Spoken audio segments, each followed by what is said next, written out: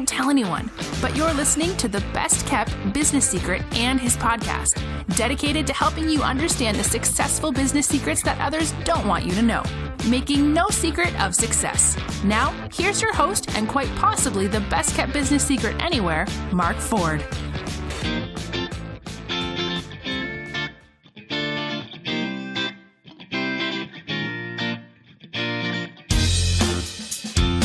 Hello again and welcome to your Best Kept Business Secret podcast with me, your Best Kept Business Secret, Mark Ford. Hope you're well. Today we've got a different podcast. Oh yes we have. We've got a guest. We have a guest. Now, there are lots of podcasts out there and I understand that.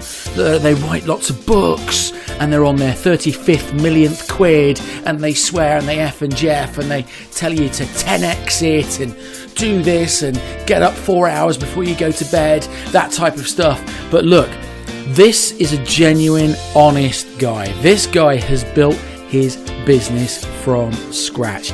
Yes, it's become a success, but he also understands and has the battle scars to prove it, what it takes to build a business when you are doing so much of the work on your own.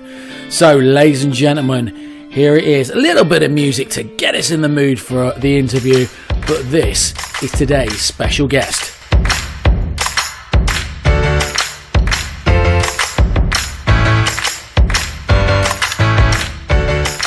Today's guest is Tom Ross. Tom Ross is the CEO at Design Cuts, who in their own words make the best design resources available for an incredible community of over 400,000 creatives. And they've helped save their customers, get this, a whopping $500 million.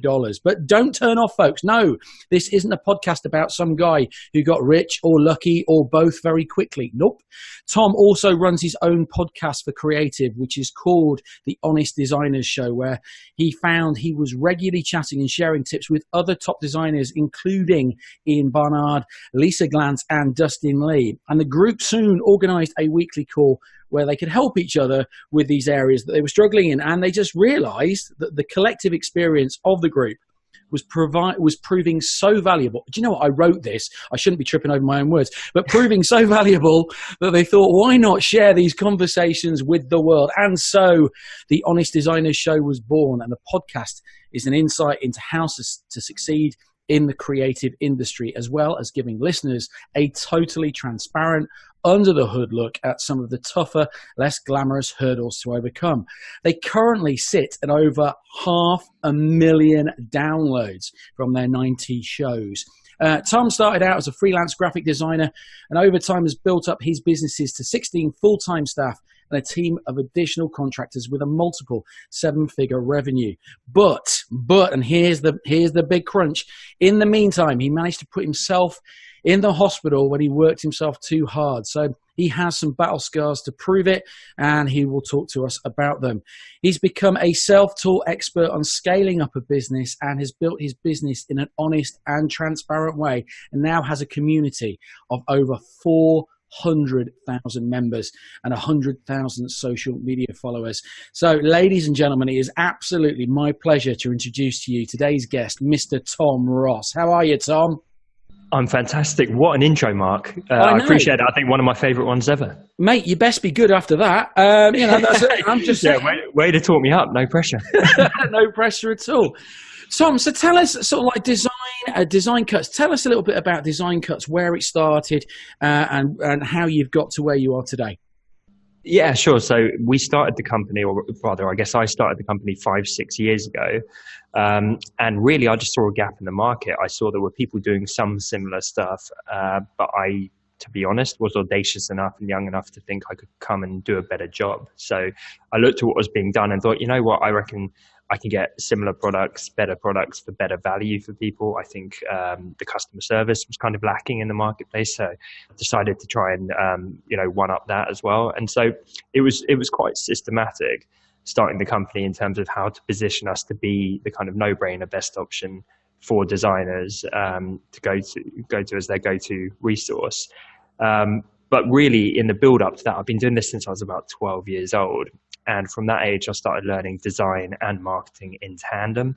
Mm-hmm. So it obviously took quite a few years a lot of trial and error, a lot of lessons learned to get to the point of starting my company now. But it makes complete sense because I've always loved design. I've always loved marketing and helping people and building communities and disruptive brands. And Design Cuts is really the fusion of those two things. It's fully in the design space. It's very creative, but we help designers to sell their products and help them with their distribution and marketing and cater to that wider community. So tell us a little bit about design, because design is such a massively broad word. It's an incredibly short one for only 6 letters, but it is. But it just means so much to anybody. So if you just pretend that I am an idiot, and incidentally, you can make things idiot-proof, but God will just make a better idiot. If you just imagine that I am an idiot and I really don't understand the concept, what the word design means, especially in the world in which you live, just sort of like give me a flavour of sort of like the clients and the designers that you work with. Yeah, you're right. I mean, it is quite hard to define. We've talked about this on our design podcast, and I think design in many senses is almost like art, but with more of a purpose instead of being purely expressive. So if someone designs a street sign, for example, that should look good. It should be easy to see within the context of moving fast in a car. It should be very clear, and it should help direct them where they need to go. Mm-hmm. That's kind of the most basic form of design. But design is a plethora of stuff. So in terms of our community, there's people doing all sorts. There's big agencies that are customers of us that are doing corporate work for big clients. Mm-hmm. But equally, there are retired grandmas who are doing something called digital scrapbooking, which is where, similar to physical scrapbooking, they've got pictures of their kids and all these kind of trinkets and nice visuals, and they make these collages digitally in Photoshop, which are kind of like a keepsake almost of their family. So, that's another pocket. And then you get people who are digital illustrators and they're painting directly on the iPad using something called Procreate, and they're doing amazing landscapes and portraits and that kind of thing.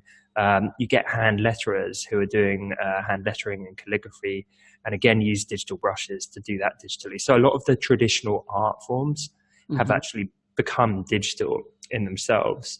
And through that, commercially viable. So it's gone from that starving artist to actually attracting clients, building profiles on sites like Instagram.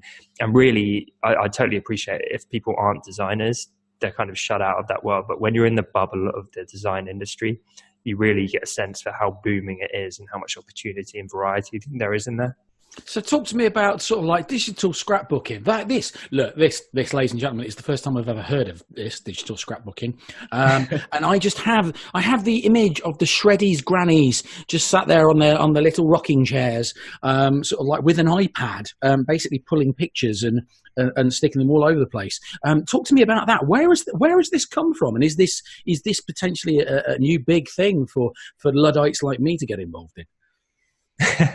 Well, you're not far wrong with the picture that you painted there, Mark. I'm pleased that you didn't disagree with Luddite, but I'll go with that. It's not a problem. So yeah, like I said, I mean, all kinds of people do digital scrapbooking, but we have the stats on a lot of the demos within our audience, and we see this one tends to skew a little bit older. I think a lot of people do enjoy doing it in retirement and that kind of thing. And like I say, it's just creating these beautiful visual keepsakes where it will be combinations of pictures, quotes. Think of it really like a collage, and I think that's why people enjoy it. It's getting back to that, like cutting stuff out with paper and scissors and gluing it all down. It's that kind of thing, but with more creative freedom, even because it's digital. So you can hit undo if you mess up, I guess. And I can't wait for the first 6-year-old to start sticking stuff on my iPad. Exactly. I think there really is like a big trend though of people love turning the analog digital. Yeah. And some people seem to really begrudge that. They're very old school, but I love it because it opens up so much creative possibility. And we see this all the time, whether it is turning physical scrapbooking into digital scrapbooking or real analog painting into digital painting. There's just so much creativity that spawns from people doing that. Yeah, I mean, I was very fortunate. Just before Christmas, I bought myself an iPad Pro, and Nice, very jealous.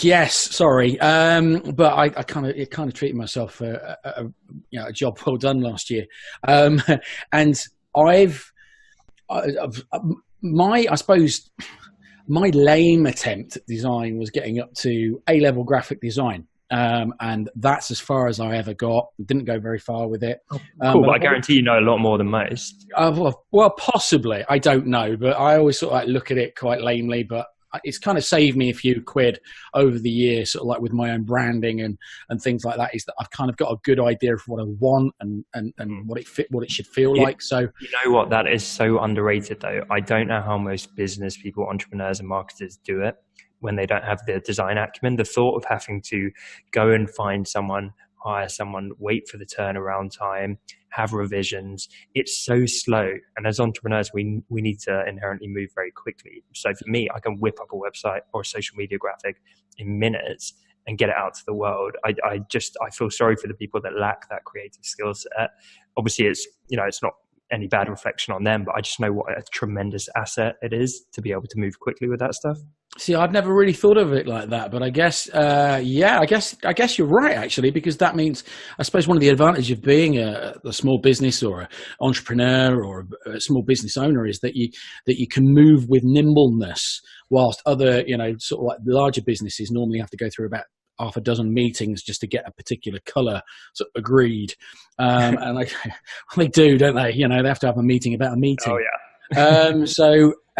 Having that, there is that element of being quite nimble. And I guess it's like, with the podcast graphics, I was really taken with your podcast graphics in the fact that they're so different. And I've been trying to build my own following on YouTube this year with YouTube videos, and I've gone up in subscribers. And one of the things that keeps coming up is making the graphic on the YouTube video really like the thumbnail. Yeah, and really stand out. And yours is the first podcast that I've come across, and I don't mind saying this, I'm going to nick the idea. I've got to be honest. I am going to nick the idea, is making each picture unique. So for every single episode, there is a unique graphic for that particular episode. And normally, if you go onto iTunes or if you go on anywhere else, you'd be looking at the same graphic for the same podcast over and over again, and perhaps you're stumbling across something. We're going off on tangents. This is great, isn't it? I like this. Where were we? Oh yes, podcast. iPad. That's where it was. Steal away though, Mark. And I love doing that. If you're talking about the Honest Designers show, the other three hosts kind of rotate in creating a relevant graphic because it's for designers. I think they appreciate that personal extra touch. For my personal show, I design a different YouTube thumbnail each time, but that's because historically I've been a designer professionally. So it literally takes me like 10 minutes, maybe for each one. And that's what I mean, the freedom of being able to do that. And I think a lot of people are constrained by either having to wait around and slow down for someone else to do it, or they cobble it together themselves and it looks awful because they're not a designer. And I mean, that is a big reason why Design Cuts exists, because people can now buy editable templates and stuff. So they make it look like an original custom piece of work, but someone else has done the legwork for them to actually get it polished. Right. Okay. So this is how you're saving your customers and your clients a small fortune then, by basically making the designs really quite affordable, I'm guessing. Yeah, 100%. So, I mean, it's not a hard selling proposition for people when you say, what's your hourly rate? And they're like, I don't know, $50 or something. Mm-hmm. And then they tell you it's going to take them 5 hours of banging their head against their desk and hating every minute to mock up a graphic, where they could buy it from us for $14 and be done in 20 minutes flat, Right. That fast. Yeah. Like a lot of these things is literally like open them up, change a couple of colors and add your text in, and you're good to go. Wow. Okay. And does this apply to any particular business, or a small business, larger business? Who I don't want you to drop names. Actually, yes, I do want you to drop a name. Who's your most famous client that you're working with at the moment? That's slightly tricky because of GDPR, unfortunately. Yeah. I would Good old say GDPR. I knew it would come up eventually. Go on, give us an inference as to who it may be without actually saying it then. Come on. okay, I would They're the say secrets. I would say Nobody listens to this in podcast the anyway. industry, You're fine. we've got very like some of the biggest companies in music and publishing, I Wow. suppose. Okay. Right. Yeah. Okay. That's really interesting. Okay. So if I was a small business and say I was a gardener, I don't know why that's popped into my head. That's a good example. Well, no, actually, the reason it's just popped into my head is because to the left of me, my iPad is currently playing the Test match for England and West Indies, and it cut to the outfield, and it was just grass. Now, that's why I thought, God, Darren Browned you. word associate. I've got all these screens in front of me. It's ridiculous. It's like almost like a proper radio station. It's not really. It's just that I've got an iPad on. It's random. But if I was a gardener and I came to you and I wanted, a new look for my business, I've been going about 25 years. What sort of things would you be sort of like, asking me? What kind of questions would you be asking me as a designer? Because I feel you're right. If earlier on you touched on the fact that if I've got a mental image of the feel of how it could look, it's very easy for me to convey it. But if I was on the opposite side and I've got absolutely no skills when it comes to design or graphic design or anything like that, what kind of questions would you be asking me so that you could get the right design for me? Yeah, so that's a tremendous question, and I've actually got a very good answer, luckily, especially for it's almost like we practice this, isn't it? especially for non-designers, because I think people do get intimidated by the branding and the design side of things, and so they get frozen if they don't have those skills. And even if they do have the skills, quite often people start with the wrong stuff. So if they were doing, let's say, a new website for this gardener, they might get hung up on the details of what shade of grass are we going to have on the background and what accent of green are we going to have on the button, and that stuff comes later. That isn't really the fundamental stuff that matters. And as part of my personal show, I put out an episode recently which was like a mini kind of course on web design, and I talked about how actually the most important stuff are things like understanding who your audience is, mm-hmm. speaking their language, resonating with them, using the types of words and phrases which would appeal to them, and crafting your site from the ground up using that methodology. And then you actually start with the words, and then the kind of framework and all the fiddly details come later. And even if they don't come later, they're less important. So to give you an example, Mark, if we're dealing with this hypothetical gardener, mm-hmm. Imagine he's putting out products and content about gardening. Yeah.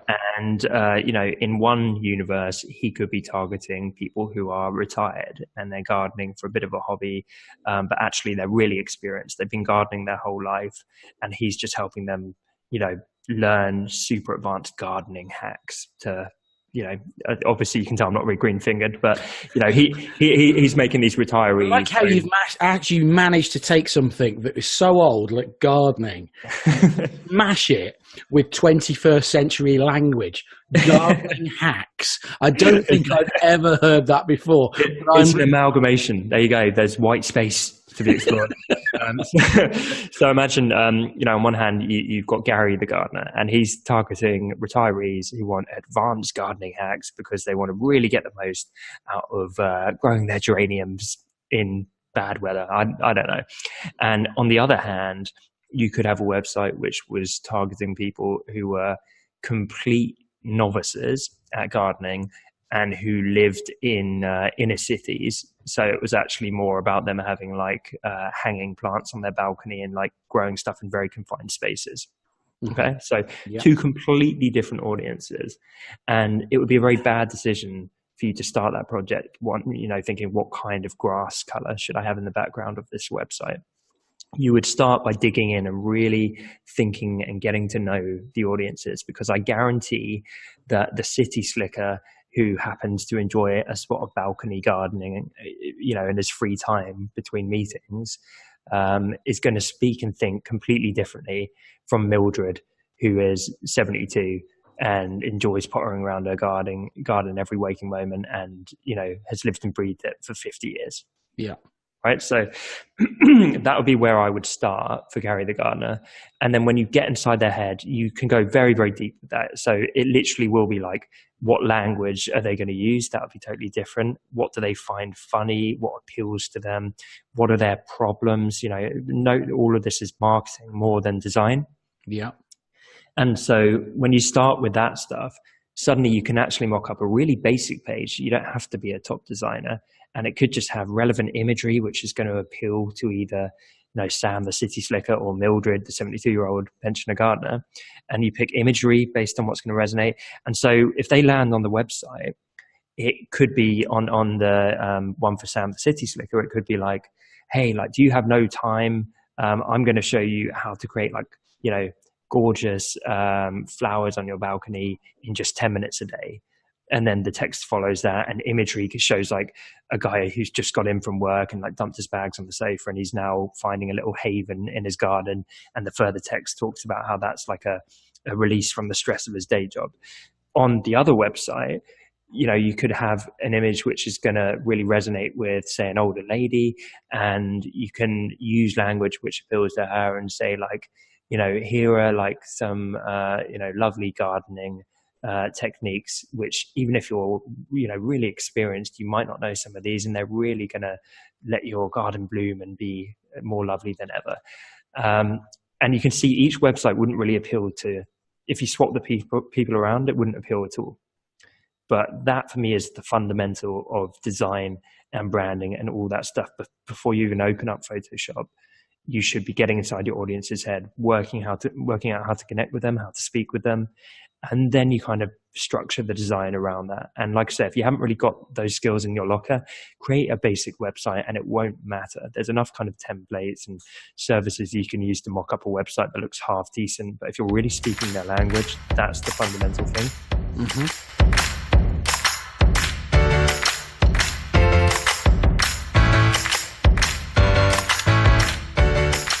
So there's some great knowledge stuff in there. Thank you so much.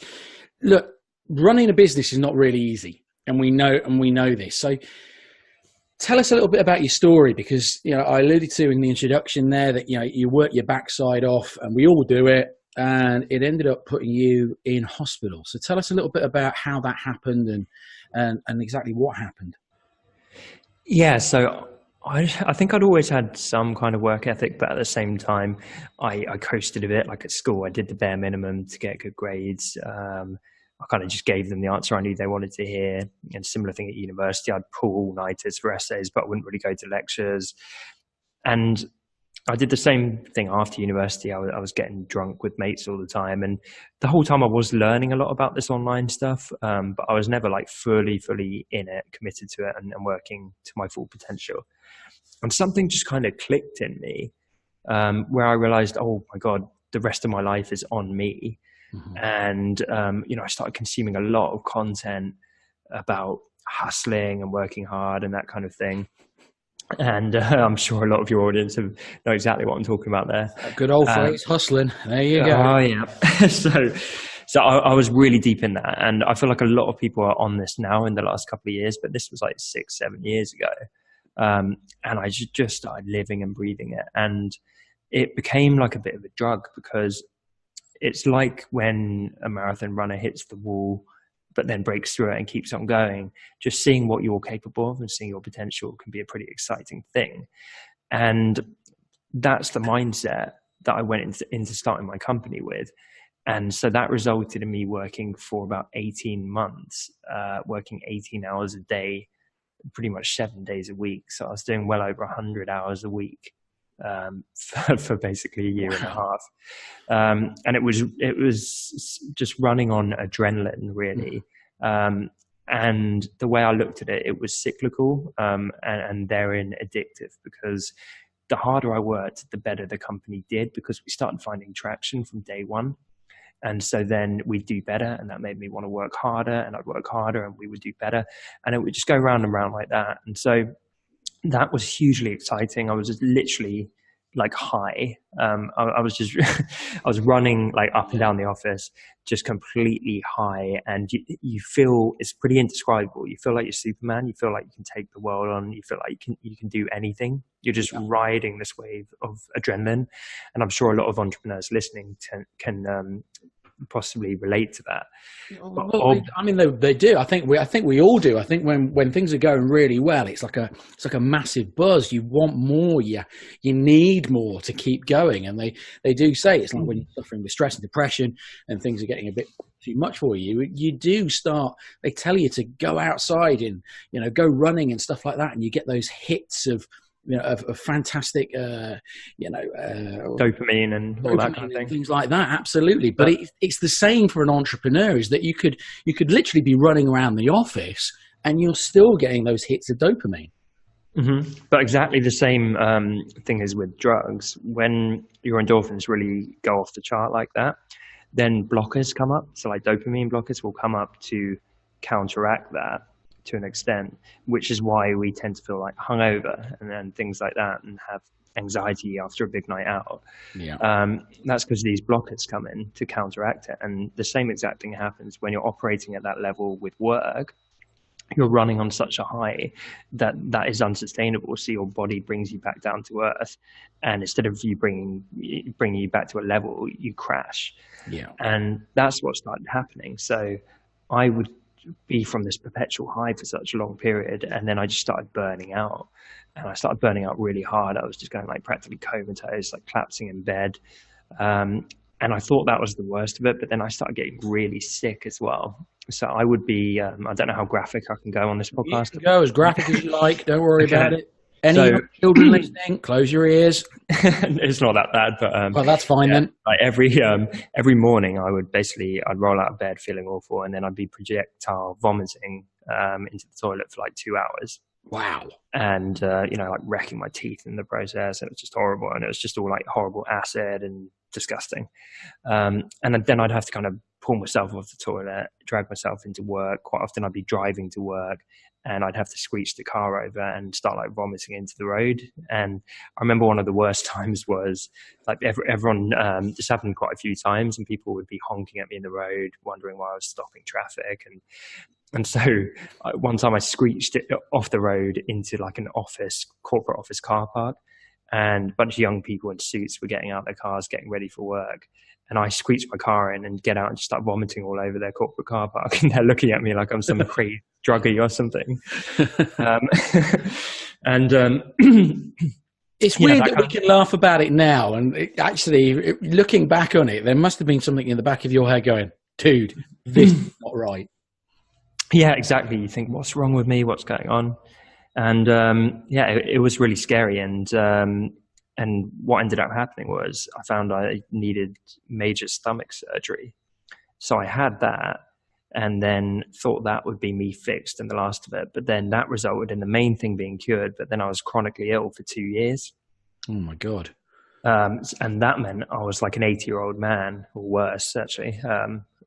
Bleeding 120-year-old man, it felt like.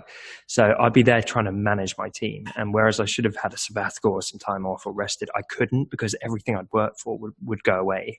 And the team would lose their jobs, the customers would lose their community. So there was so much riding on it. And I didn't want all the struggle to have been for nothing. So I had to keep holding it together. So I'm there trying to like maintain a company culture and build the business up. And I could literally barely stand. I'd be like shaking, and like someone would have to come and like help me out of my chair. I'd eat and I'd be doubled up in agony, curled up on the sofa. And it was really, really tough physically, but also on my mental health, because I was so sick and it lasted so long without getting better. I thought, oh my God, I'm going to be this sick for the rest of my life. And so as someone who's quite a positive guy in general, I would be driving to work or having a cup of tea in the back of the office and just like bursting into tears and be like punching the wall in frustration, because I was so terrified with this.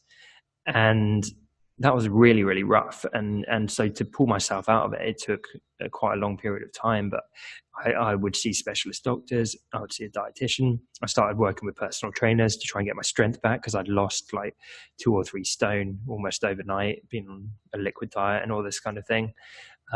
Seeing a therapist, because not only did I need the help mentally, but I was in such a like destructive workaholic mindset that I just needed a perspective shift. And it's about 3 years on now. And I would say I'm 95% better. I'm probably the strongest and fittest I've ever been. There are some residual health issues, but nothing like what they were. And I'm kind of ironing them out currently with a new specialist, which is fantastic. But it's been a journey. And like you said earlier, it's certainly some battle scars to be had. Absolutely. But it goes to show that, sort of like success is not an easy thing to get or achieve. It's actually it's very, very difficult. Just to sort of like just to get to where you need to be. I'm sort of like we're coming to the end of this, and there are two questions that I'm going to ask you, and I think probably the second question that I've just written down is probably the easiest, if I'm honest. So I'm going to ask you that one. I'll give you the easy one to begin with. How about that? Okay, sure. All right. What one thing would you change? Now you're running a business and it's 7 figures, and you're starting to I'm probably going to give away the answer here.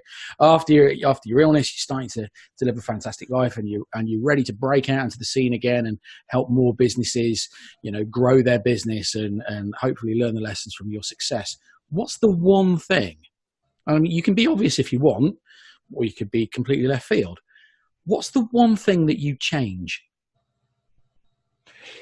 In my personal circumstance, but this won't be a one size fits all for most people, I appreciate, I should have hired quicker. Right. Okay. That wasn't the answer I was expecting, but I like it. Yeah, because I think actually I tend to now live by the principle of, I think the founder of Yahoo said it, but he said, hire slowly and fire quickly. Mm-hmm. And that is genuinely how I tend to live. We treat our team unbelievably well, I like to think, and have a fantastic culture. But we've only got that because recently there's been a couple of people I've let go within like 23 hours because I'm like, actually, they're not a good cultural fit. Whereas there's been some people it's taken 9 months to hire. And that's fine now, but we didn't hire anyone for 10 months into the company when I was basically doing everything myself, burning myself out, and I was just so frenetically working that I couldn't see the wood for the trees, and I was so blinkered. But if actually I had built a team out earlier, we could have scaled it much better. I just had that kind of I guess like Steve Jobs mentality of control freakness with it all. Yeah, I get that. Okay, so here we go. Here's that wasn't an answer I was expecting, and you know what? It's a great answer, actually. To be fair, especially when you've talked about about the corporate ethos and sort of like how the ethos of the business and the mentality within the business. I think there's a lot of stuff out there that that will tell you to almost wait for perfection, and sometimes that's never going to happen. So it's quite interesting that you said that I should have hired quicker, and I think that there's a lot of drive certainly within the with the Simon Sinek's of the world, and to a point even Gary Vee sort of like turning around and going it has to be kind of perfect, and then they kind of flip on a coin and go, well, actually perfection is a waste of time, and people get sort of like in that space where they're not sure whether to stick or twist. Mm-hmm. I think the story that you've told us is really, really important, and sort of that one thing that you've learned is that you wish you had hired faster. So okay, if you were starting up again, so let's take you back to being that 16-year-old that's going to start his own business again. What 3 lessons would you go back and tell yourself? If I could put you in a Doctor Who TARDIS, and if nobody else has listened to the podcast, obviously listen to the series I'm doing on Doctor Who in business, which is quite cool. If I could put you in the TARDIS and take you back to your 16-year-old self and say, right, tell yourself 3 things that you will change or you will do, or the 3 lessons you want to tell yourself coming up to this fantastic business that you've got, what 3 lessons would they be? Okay, so they're the principles which I hold very dear now and drive everything I do, but it took me a lot of years of trial and error to find them. So if I could go back and just fast forward to them, that would definitely help. The first one is execution. So just doing, because I know for a long time I lived in daydream land. I would write down endless business plans on bits of paper. I would dream about being a millionaire and all these fantastic ventures I had, but I would never actually go and put in the work to get them off the ground and do them. Yeah. So I was living in dream world. And funny enough, the second I started really executing hard, that's when stuff shifted. Second thing would be that people are everything. Mm-hmm. So those relationships that you form are just the most valuable thing. They open so many doors. They're the most rewarding, fun side of business. So I hate the expression networking, but essentially getting out, immersed in your industry, getting to know people, customers, potential partners, doesn't matter. But along the lines of people, just being a good person. I always try and be very transparent and kind in my marketing. Mm-hmm. And I hate the sleazy sales side of entrepreneur land. So being a good person and getting out and seeing the value in people. And then finally, engagement being so much more important than vanity metrics. I know for years I chased things like followers and traffic because that's what the internet marketers told me was the right stuff to chase. And it's a complete nonsense. It really is. The same way people buy followers now, I see people with these vast looking audiences, but no one cares. There's no engagement. And so when I started my company now, we started completely the flip side. We never aspired to have a big audience. We aspired to have a small audience where people deeply cared, and we built relationships with them. And we went very deep in those relationships and provided value and got to know them. And only through doing that, we built the biggest thing of my life. Right, man, that is superb. I'm absolutely loving this. So what things are you looking forward to? What are the plans that are coming up, dude? I mean, you've done so well so far. What is the next big thing that you guys are working on, apart from obviously more podcasts? Yeah, of course. So, like you say, we've got the Honest Designers podcast, and by the look of it, in the next few months, that's going to hit 1 million downloads, which is crazy to me because that started with 4 of us chatting rubbish in a room. And to be honest, it still is that. Long may it continue, sir. Yeah. But yeah, from what you've probably seen, Mark, I've been getting into my personal brand, and that's my passion project because I work bloody long and hard hours for my day job, but in my limited free time, I love helping other entrepreneurs. It's my biggest passion, I think, even beyond my company. And so in these hours that I can find in the week, I'm basically mentoring as many and consulting for as many entrepreneurs as I can for free, just because I get a kick out of it. So I've got a weekly call with some of my followers. I'm doing Instagram lives. I've got 30 DMs from people asking questions every day, trying to put out content. I've got my new show, The Honest Entrepreneur Show, which talks about a lot of this stuff candidly.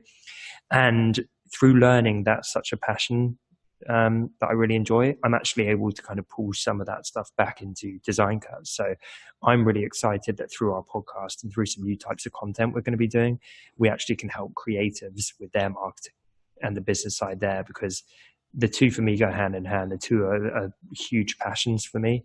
And so it's that entrepreneurial thing, isn't it? Where it's that introspection of, well, I'm 98% happy, but I need to be 100% happy.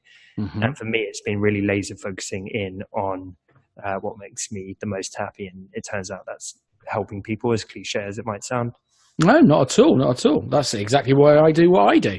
Absolutely right. It's good fun, right?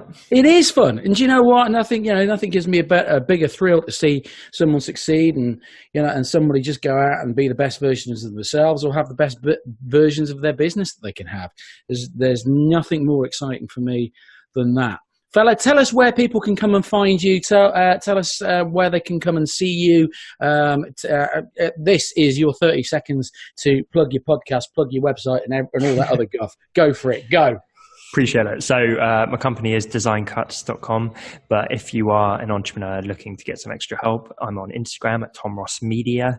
If you shoot me a DM with any questions and mention you listen to the show with Mark and I'd be happy to help. Guaranteed response for free.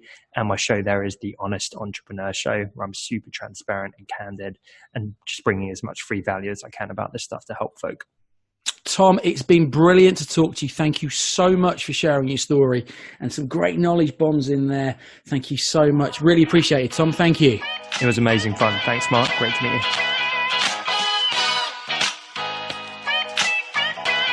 And that's it for this podcast. What a top fella Tom was. Loads of knowledge bombs in there. Great personal story as well.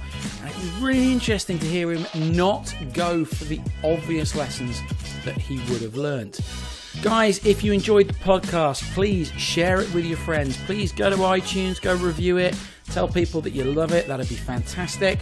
And look, I'm going to give you something for free. If you want to go to my website, which is www.markford.uk, and sign up for my newsletters and my best kept business secrets, you will get for free a 20-day business coaching question challenge, and you'll get a video every single day. They're only about 3-4 minutes long, and it will be a question that will get you to look at your business in a slightly different way than you already do, and maybe unearth a few problems that you could easily fix. And these are some of the questions that I ask some of the most successful businesses that I work with, and it makes them money. In some cases, it's actually gone on to spur the old grey matter into making them six figures, and in some cases, it's actually made them save themselves six figures, which is huge, which is massive.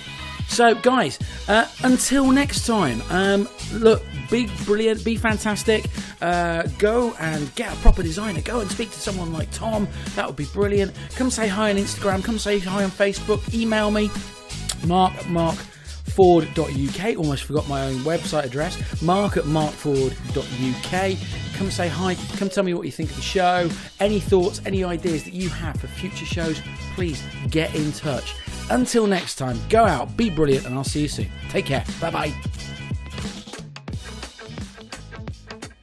Shh, don't tell anyone. But you're listening to the best kept business secret and his podcast, dedicated to helping you understand the successful business secrets that others don't want you to know, making no secret of success.